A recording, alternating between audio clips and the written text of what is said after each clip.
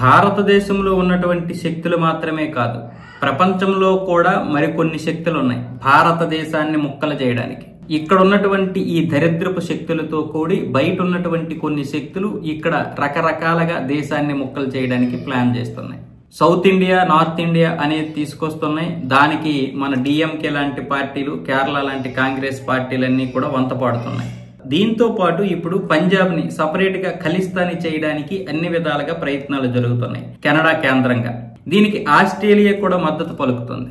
ఈ మధ్య ఆస్ట్రేలియాలో కూడా మన దేవాలయాలపై దాడులు జరుపుతున్నారు కెనడా ఖలిస్తానీలు. దాంతో పాటు ఇప్పుడు కొంతమంది ఆస్ట్రేలియా వాళ్ళు కూడా భారతీయులు బయటికి వెళ్లిపోవాలని మొన్న ర్యాలీలు కూడా చేశారు కదా.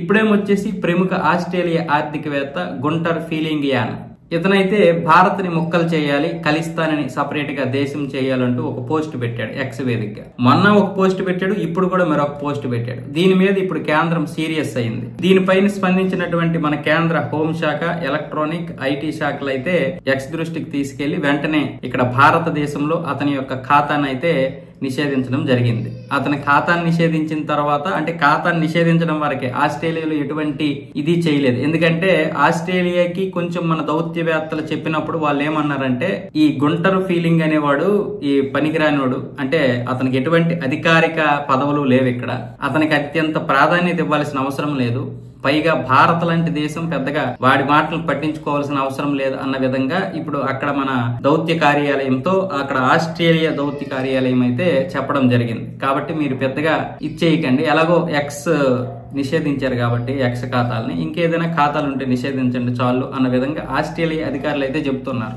75 సంవత్సరాలుగా మన బంధం, అంటే భారత్ ఆస్ట్రేలియా బంధం అయితే కొనసాగుతూ ఉంటుంది. దీనికి ఎవరు ఎటువంటి అడ్డంకులు సృష్టించినా ఊరుకునేదైతే లేదు. అవసరమైతే అతనిపై తర్వాత యాక్షన్ తీసుకుంటాం, అతను ఒక పిచ్చి పట్టిన వాళ్ళ మాట్లాడుతూ ఉంటాడు అన్న విధంగా అయితే మాట్లాడే. అయితే ఇప్పుడు ఈ గుంటర్ గురించనే కాదు, గుంటర్ అనే కాదు, అమెరికా వేదికగా, కెనడా వేదికగా కూడా భారతదేశాన్ని ముక్కలు చేసి తన యొక్క బలాన్ని తగ్గించడానికి చాలా కుట్రలు జరుగుతున్నాయి. ఎందుకంటే భారతదేశానికి ఇప్పుడు ప్రథమ ఆకర్షణ ఏంటంటే జనాభా.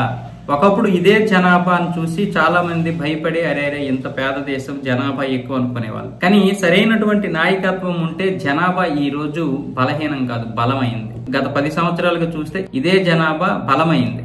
పైగా మత కల్లోలు సృష్టించి దేశాన్ని విచ్ఛిన్నం చేయాలని చూస్తున్నటువంటి వారికి నరేంద్ర మోదీ ఎక్కడా కూడా మత కలహాలు రాకుండా ఎక్కడికక్కడ అడ్డుకట్ట వేస్తున్నాడు. ఈ విషయం తెలియక చాలా మంది పిచ్చి కోతలు కూస్తున్నారు. కానీ ఈ రోజు నరేంద్ర మోదీ ఒక హిందుత్వవాది అని చెప్పేసి ముస్లింలకి ఏదేదో జరిగిపోతుందని బెదిరించేశారు. మొదట్లో ఏం జరిగింది? గోద్రాలో జరిగినటువంటి అల్లర్ల గురించి కూడా ఇక్కడ చెప్పారు. కానీ నిజానికి గోద్రాలో జరిగినటువంటి నిజాలేంటో ఇప్పుడు బయటపడ్డాయి. ఈ రోజు అయోధ్యలోనే ఒక రామ మందిరాన్ని కట్టిస్తే ఏ గొడవైనా జరిగిందా?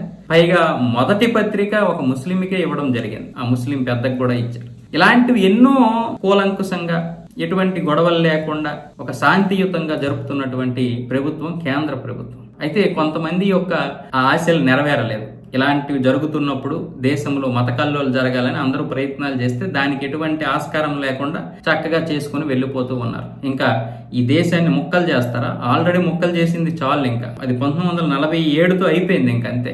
ఆ తర్వాత మళ్ళీ 1975లో మేము సిక్కుని కూడా కలిపేసుకున్నాం, సిక్కింని. అది కొంతమందికి మింగుడు పడలేదు, ముఖ్యంగా అమెరికా అయితే ఒక మహిళని పంపించి ఆ రాజుని హనీ ట్రాప్ చేసి సిక్కిం తన కైవసం చేసుకోవాలని చూసింది. చివరికి మన అజిత్ దోవల్ గారు అక్కడికి వెళ్లి దాన్ని ఖతం చేసి పూర్తిగా మన దేశంలో కలిపేలా చేశారు. ఇక కలిస్తే దేశంలో ముక్కలు కలవాలి తప్ప ముక్కలు అవ్వడానికి లేదు.